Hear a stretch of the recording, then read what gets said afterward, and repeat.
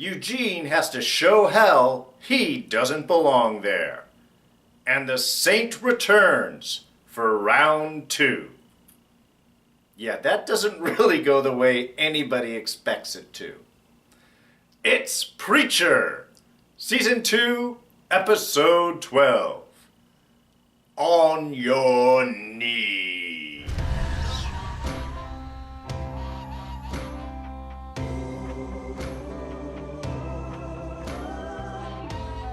Hey everyone, D here, and welcome to this week's review of Preacher. So yes, as usual, lots of spoilers ahead. Alright, so we are ramping up towards the ending. It's the last, there's only one episode left. Next week, it's the ending. So this is all the setup for what's going to happen there. And it's pretty much what this episode felt like. We are moving all the final pieces together to see what the big next step and insight into what Season 3 is going to be. So let's start things off as the show does, down in hell, with Eugene facing down his own personal demons, really. And that's sort of a recurring theme throughout this episode. Of course, down in the hole with the sort of modified Tracy hell. And here with this, we really have, I love the moments where we basically have the various attempts of Eugene to try and steer things around, and it keeps going back to her blowing her head off. It's just very comical. Like you said, no matter what I try to do, things aren't going to change. But what this is really for him is, in a sense, honoring himself. Seeing himself as an important individual. And that's really what it brings up with Tracy when he turns things around, is it's not so much, I just want to be friends, or even the whole attraction thing, but realizing that that's a toxic relationship. That she is bad for him, that she is a horrible person, that he has to stand up and honor who he is. And of course that's followed up by Pedro. Troop Master Pedro, I think is who he said. Another one of the odd mascots in the head. The show really likes their mascots and giant heads. But of course that must have been a troop leader that did some inappropriate touching. So boom, standing up for himself, takes him out. And then of course his father stepping in.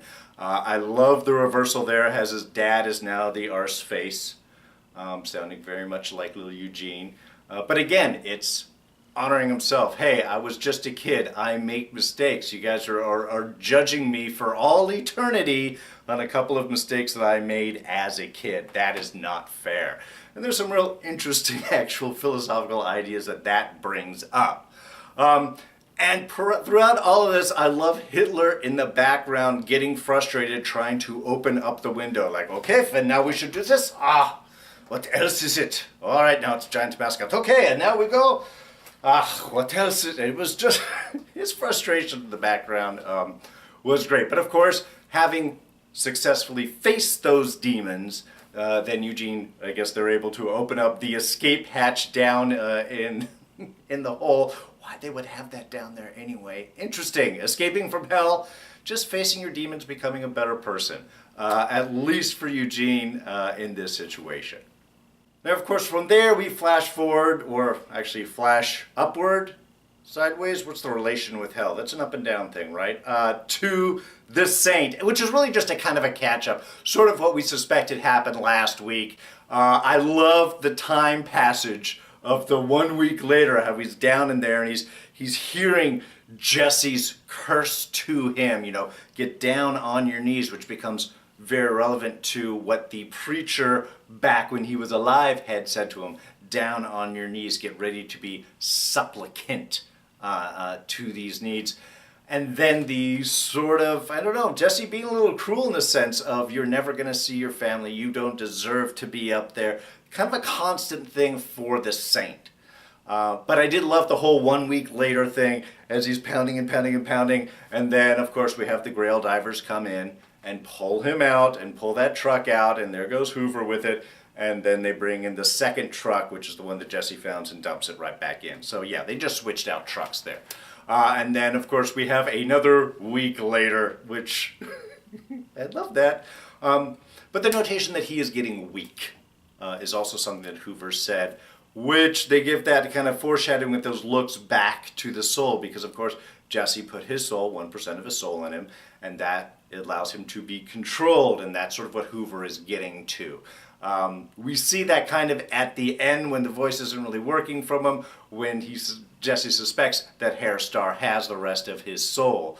But there was some nice little foreshadowing that was done with this.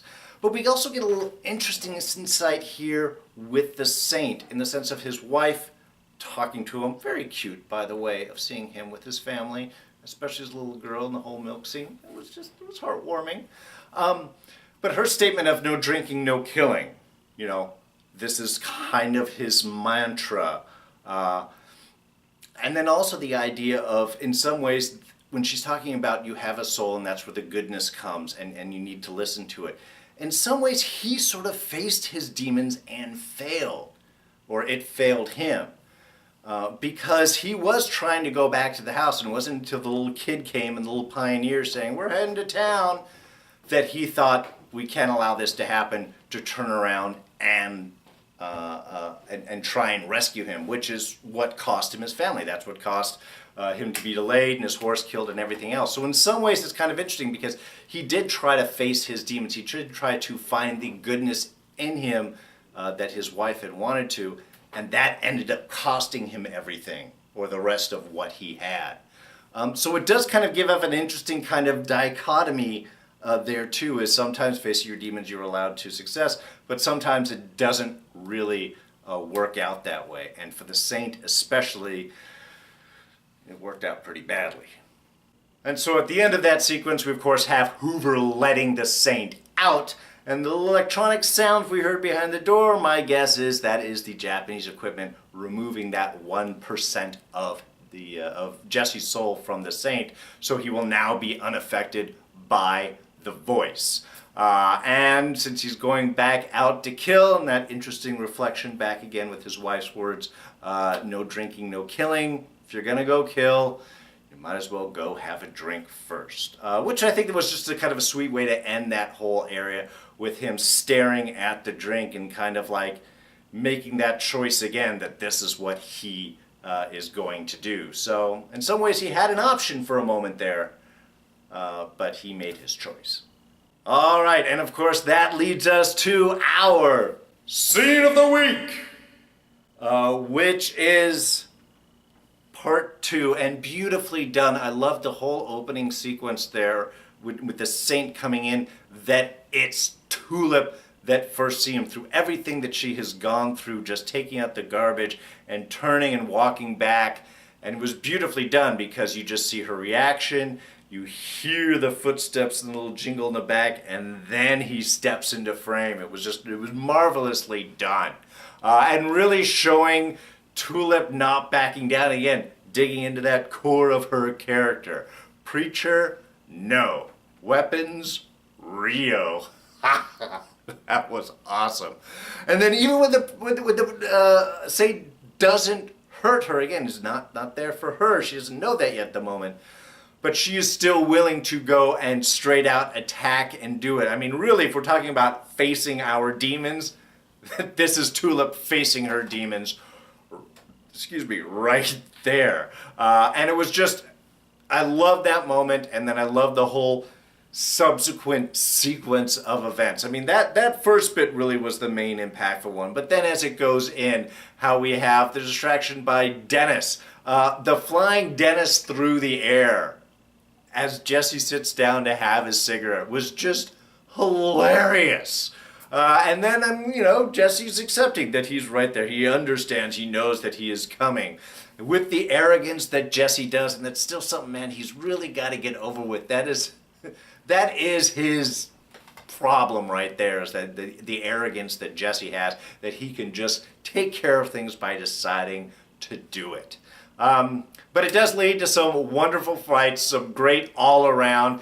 Jesse was kicking butt, Cass came in and kicked butt, Tulip was kicking butt. It was beautiful. It was a great fight scene. It was really impactful, I think, and really kind of perfect in the way of taking care of everybody around. And those last moments with Jesse, I thought were really powerful because they were quiet.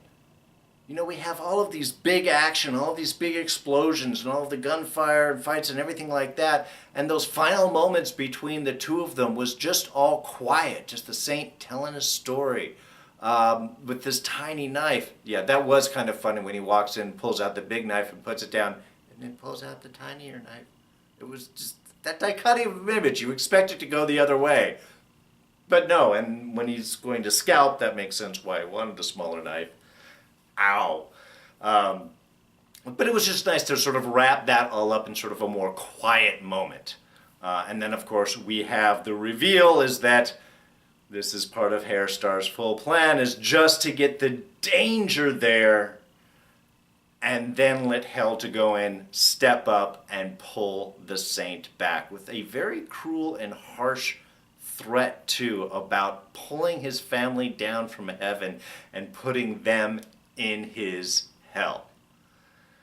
The fact that the saint turns around and does it, that must mean that there is a certain level of goodness in him even without his soul, which I thought was kind of an interesting, but he still does a self-sacrificing move at the end to save his family. So, real kind of an interesting arc for the saint this whole episode, in the sense of seeing how his fall was, the attempt at redemption, the second fall, and it's kind of in a back and forth. And at this end, there's almost a redemptive tone to it. I mean, yes, he tells Jesse, we'll see you again. I mean, that's a standard bad guy or antagonist idea. But just the thought that he is willing to sacrifice himself in order to keep his family safe kind of puts him in a real interesting position. And of course, we still have that dig of, glad that you have Hairstar as a friend.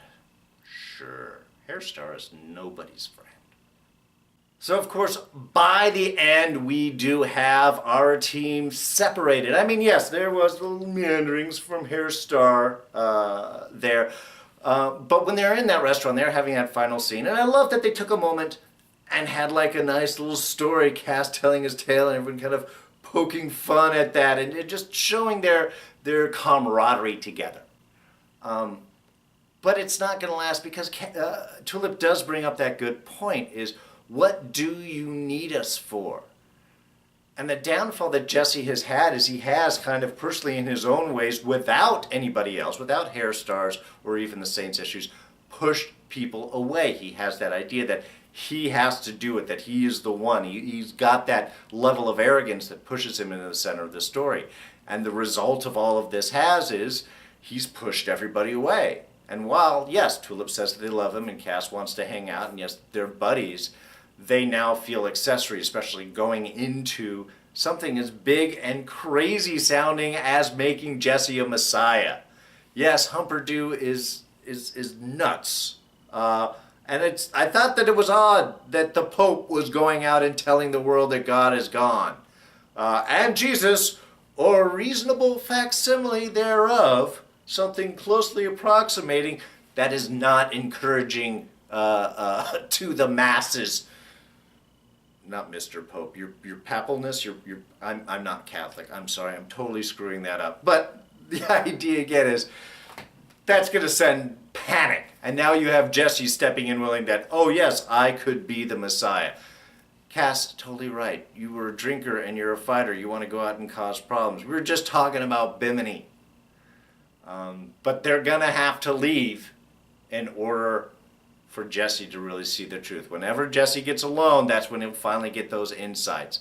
But will he be able to recover from it? That's the real question. And certainly the creepiest ending image that we have of Hairstar telling him what's next, kneeling down in front of him on his knees, and then placing Jesse's hand on top of his head. It was just like, the down on knees part was weird, and the head, it's like being supplicant, but showing Jesse to get used to people being supplicant, and this is what you do when you're in charge. I don't know. With Hairstar there, that's a wrong image entirely.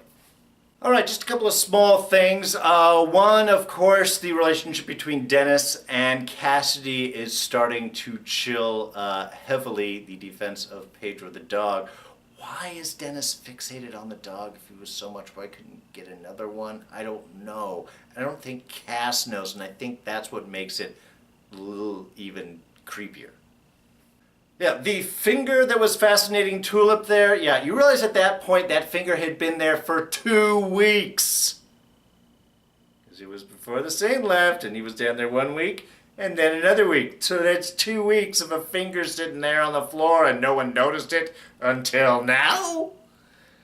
Wouldn't that stink? The dog go after it? There's a lot of questions there, and all of the answers are wrong. Oh, and then 2 other scenes actually right around there. One, Cassidy thinking that he's the one in charge.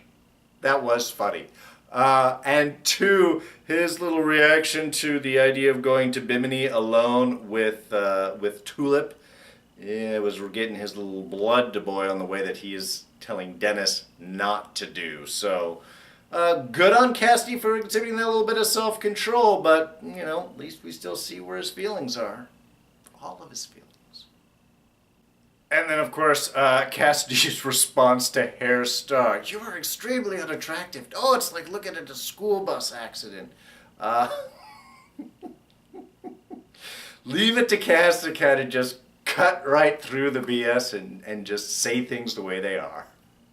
And finally, when Hitler and Eugene were escaping through the air ducts, whatever those tiny ducts are that were above all of the rooms, it seemed like they went over the saint's room because we heard his wife saying the no drinking, no killing. Now that would seem to be accurate, but I had a weird feeling like, is that her? Is that his wife who is in hell? Maybe it's just his daughter in heaven and his wife is in another part of hell for some other reason? I don't know. It seemed obvious that it could be the saint, but I just had this weird feeling, what if it isn't? Because that's something that hell would lie about.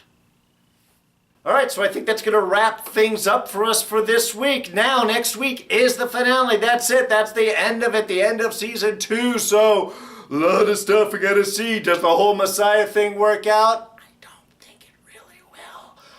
What is going to go down, and I don't think this is the end of the saint that we have seen. So, lots of stuff, 1 more week, cannot wait to check that out. So, if you did enjoy this review, please go ahead and hit that like button. Thoughts, ideas, comments, insights, predictions, throw those down in the section below. Now, you can always catch me on Twitter and Instagram. I am at Darren Jakes. And we've got a big fall season coming up here. Don't miss any of it. And you won't if you're a subscriber. You're not a subscriber? It's easy. You hit my face right here and that's all you got to do. And I will throw up our latest review right up here. You can check that out. So that's going to be it for me. I am D and I'm out of here. Catch you guys next time. Bye-bye.